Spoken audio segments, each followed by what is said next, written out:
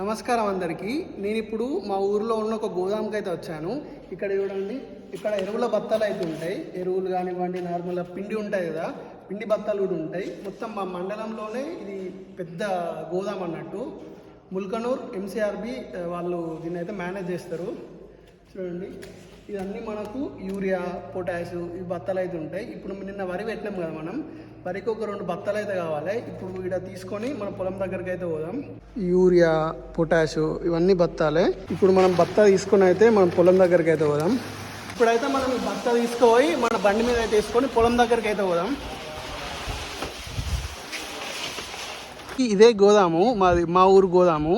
ఇక్కడ చాలా మంది అయితే వచ్చి ఇక్కడ పిండి బత్తాలు, ఎరువులు అయితే తీసుకుని పోతూ ఉంటారు అండి. ఇదే గోదాం, మనకు చాలా పిండి బత్తాలు అయితే ఉంటాయి. ఇక్కడ అన్ని రకాల పిండి బత్తాలు, ఎరువులు అయితే దొరుకుతాయి.